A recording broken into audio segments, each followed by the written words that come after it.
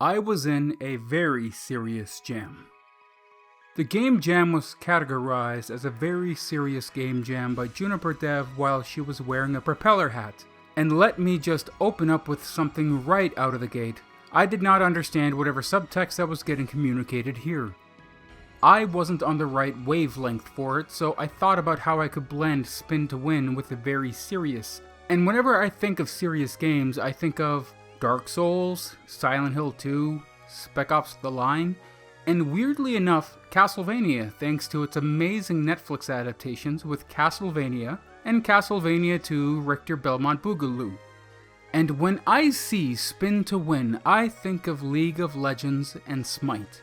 And then I think about roguelikes like Balatro or Binding of Isaac. And then I think about games with microtransactions like Genshin Impact or Infinity Nikki.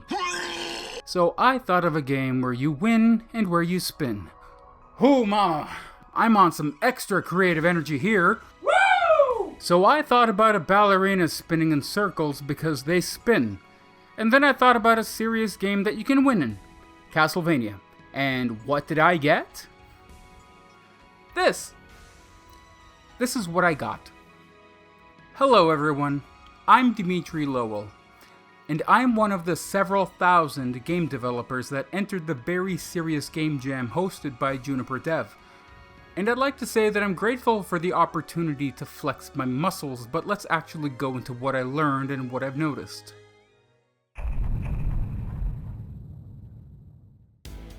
I've always been afraid of using enums as I was worried that I might have use for the same variable names. But in my personal project that I'm still working on, I noticed that I was doing enums in a roundabout way where I would declare variables in all caps inside of an object and call on them in the same way that someone would use enums.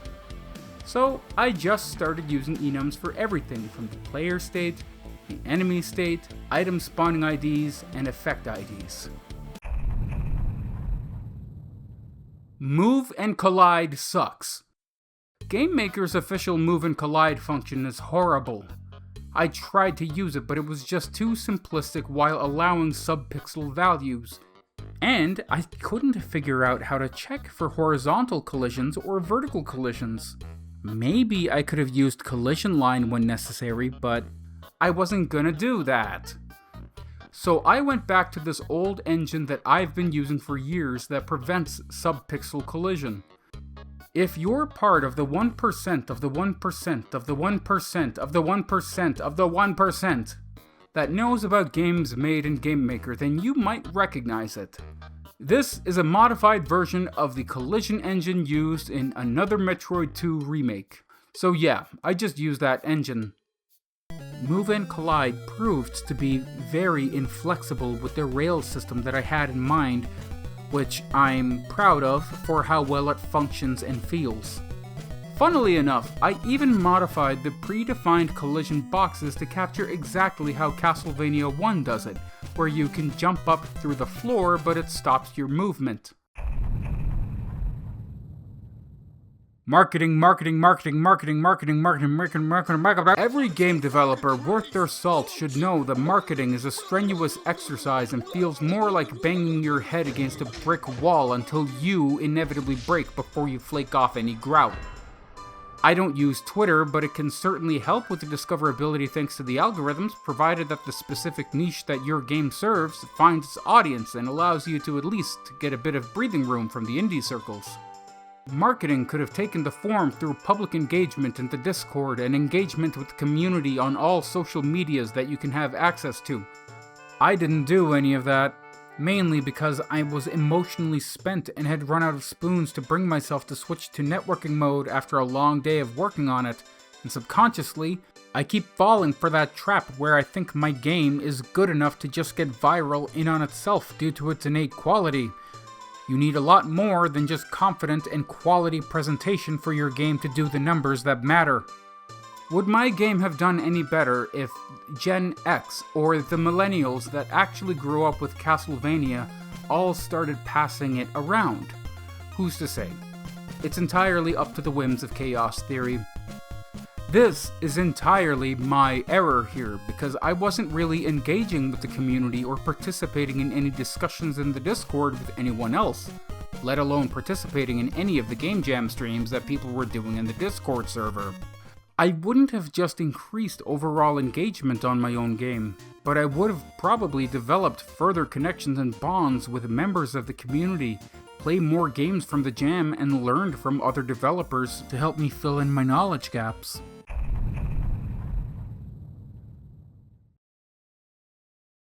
I had an overwhelmingly fun time making this to the level where I had to stop myself from deliberately crunching in a, "Ooh, I just need to put this feature in right now." No, bad. Stop that right now. That's how you get burnout. So whenever this happens, write down what you wanted to do and stew on it. Your brain might be flailing like you're at the whims of a physics gun in Gmod because you want to put that feature in right now, but stop it. Just stop. Crunching will do far more harm to you, your life, and your enthusiasm than it will ever benefit your game. Which I will admit that this is a lesson that I have taken to heart from Yachi Kroshaw's Dev Diary series, where paraphrasing it has become part of my natural language. Still, your enthusiasm may be fueled by how proud you are of what you made, and that's what I was dealing with. Now take a look-see here at my game again, because I'm actually very proud of how well this functions and plays, because it feels fun enough for me. The animations on the bouncing skulls, the tongues on the motorcycle dudes, the flailing limbs of the clockwork ghouls, the Dragon Ball power-up animation for the boss, and the freaking music!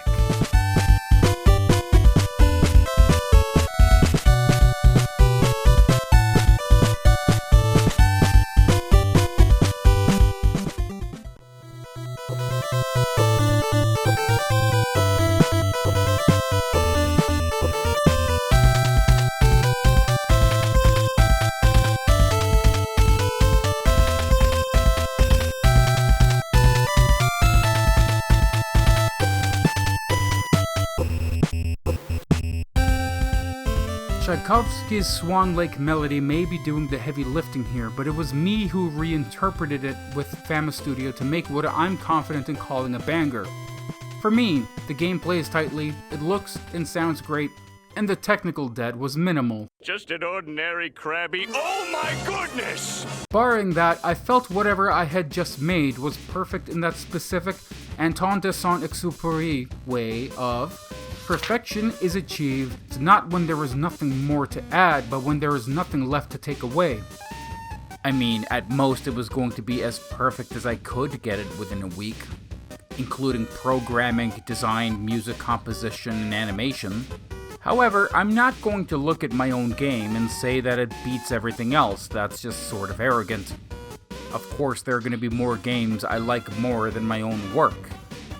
Don't make me point at the Undertale sign again. I was more than confident about this game because when I was replaying Castlevania 1 as my research subject, I found myself trying to use the ribbon weapon that I made. Oh man, my scores are probably going to be through the roof.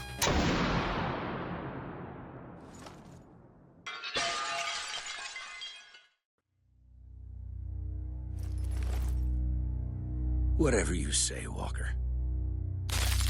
No matter what happens next, don't be too hard on yourself. Even now, for all you've done, you can still go home. It's a bizarre feeling to be so confident in something I've made just to see how poorly it scored, and it had put me damn close to the bottom. The game had 8 ratings yet only 6 downloads, so 2 of the people who rated it didn't even play it. So I can't even tell if those 2 were being nice or if they just saw my screenshots and gave me a paddling. I know that the game is going to be subject to scrutiny by other developers who are examining it through the lens of creativity, innovation, and design mechanics, and in comparisons to what they feel is an amount of work that they did in contrast to mine. But making something that I felt was so fun to play for myself thanks to the NES era verisimilitude that I stuck with just to see my lowest score at a 1.89 in creativity and theming is dispiriting, and I can't for the life of me understand that, as I still think there's at least some appeal. Surely, the average player doesn't look at my homage to the original Castlevania series for the NES and admonishes it as effortless garbage. So from an objective standpoint, the game is bad, right?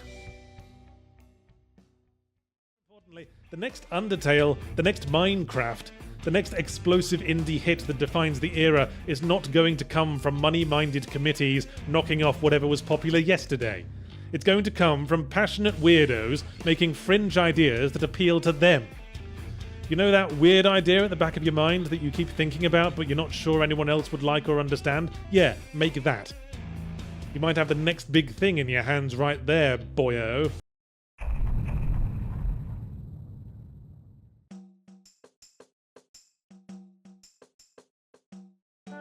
The truth is, I didn't participate in the Game Jam to win, or to prove to everyone that I'm not just someone who writes mean things on Medium about games that I don't like and can't take it when it's aimed at me. I wanted to express my skills and abilities and prove to myself that I could make a game in a week that appeals to me. I might lose some points as a critic for this, but the original Castlevania trilogy for the NES is one of my favorite original video game trilogies in the entirety of video game history. I like them more than I like the original NES Mario's, Donkey Kong Country, Gears of War, and Mass Effect trilogies, but not as much as I like BioShock and the Dark Souls trilogies. This is provided that I haven't completed the Monkey Island trilogy or the Sands of Time trilogies. I still think Castlevania 2 is an underrated game that can teach us a lot about the design experimentation of the era from developers who were switching over from working with arcade cabinets. You remember arcade cabinets where the whole point of a game was to be so frustrating that the player doesn't stop ramming quarters into it, but also interesting enough for them to keep playing. And that it's a beautiful look into the history of my favorite artistic medium. I love video games so much that I think every era is worth celebrating to some extent. The NES era was brutally difficult and experimental. The SNES era was where works of art began to form from the brains of passionate weirdos. The N64 PlayStation era made 3D games mainstream and was one of the most apocalyptic things to ever happen to every video game franchise, and auteurs who were incapable of growing were left behind. And every era after continues to be defined without many really surpassing the others in terms of cultural importance. There aren't many takeaways I could really glean from the ratings on itch because a numerical value doesn't capture anything about a game. It's why I don't even provide scores in my reviews, but you know, I did get a couple of comments. In that case, it looks and sounds incredible. Very tight game that has some challenge, but it was worth making to the end. Keep up the great work. The art is gorgeous. The whole aesthetic reminds me a lot of Shovel Knight. I did feel like the enemies were hard to see since they were the same color as the environment. The jumping was also a bit rough. I wish there was coyote time implemented. It's also awesome to see another ballerina game. These comments undercut the scores that I got, because surely a 2.4 out of 5 isn't going to be gorgeous. Surely a 1.9 out of 5 would sound horrible. If these ratings were at all for a publicly released video game in the 80s or 90s, surely this would be considered one of the worst games of all time.